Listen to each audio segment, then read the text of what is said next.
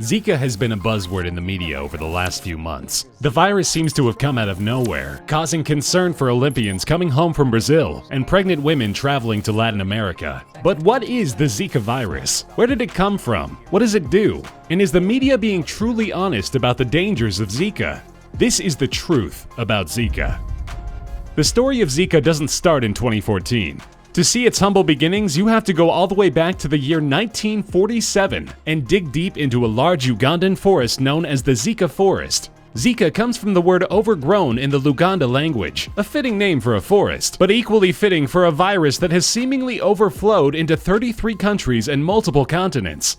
During a virus hunting expedition in Zika forest, a small monkey was captured and exposed to mosquitoes. After testing the monkey for yellow fever, the scientists discovered a new microorganism, which they named after the forest, Zika.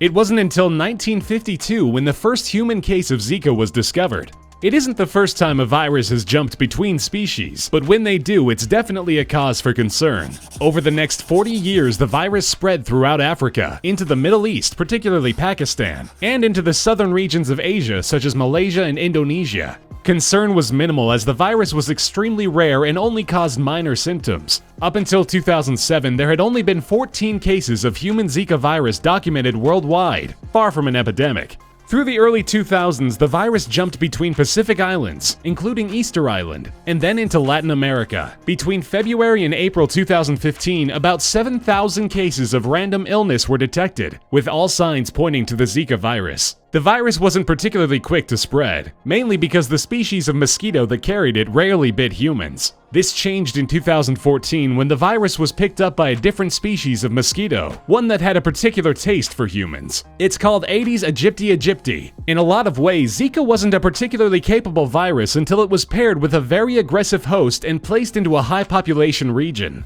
This leads us to where we are today. So now that we know the history of Zika, what exactly does it do to the physiology of the human body? And what's the likelihood that it will kill you?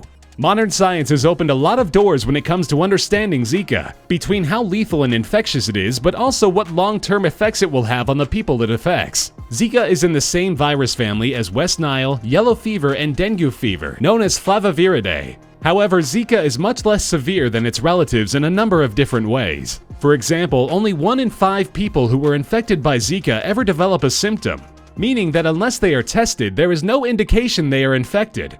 Even so, of the 20% of people that actually do develop symptoms, they usually only suffer from a mild case of joint pain, rash, fever, and conjunctivitis that only lasts about 2 to 7 days. Not to mention, it is believed that once you contract Zika, you are immune forever. Seems pretty far from a life-threatening epidemic when compared to something like Ebola. So will Zika kill you? As you can tell, probably not. If you're watching this video, you were born as a relatively healthy human being. There have been cases of Zika-related deaths, but the actual cause of death was not Zika. For example, a patient has died due to Zika, but only after encountering a rare complication due to an immune disorder. There are other immune-related diseases that Zika could trigger, but in no way are they exclusively triggered by Zika. So in short, you likely aren't going to die from Zika unless it mutates. Here's the catch. There is a strong correlation between the outbreak of Zika and the outbreak of a disease called microcephaly. Microcephaly is a disease that causes babies to be born with smaller than normal-sized heads. In Brazil alone, the rate of microcephaly has jumped from about 150 to about 4,000. This is when things get pretty interesting. Of the babies born with this disease, only about 170 were found to actually have Zika. At the time of this video, there is no strong evidence that Zika actually causes microcephaly at any significant rate. Instead, it's important to look at what the leading causes of microcephaly are to better understand if Zika can be triggering it. Microcephaly can be caused by a number of factors during pregnancy, such as malnutrition, substance abuse, and illness. It's likely that the reason Zika causes this birth defect is because most viruses and illnesses of its kind can affect a pregnancy in this way. It's less likely that Zika has an intrinsic form that perfectly triggers this defect, or more babies would be born with it. For example, a study was done in the United States across 12,000 pregnant women with Zika, and none of the babies suffered from microcephaly. With the history, symptoms, lethality, and impact of Zika known and understood, it's starting to sound a lot less like a global epidemic and more of a media feeding frenzy.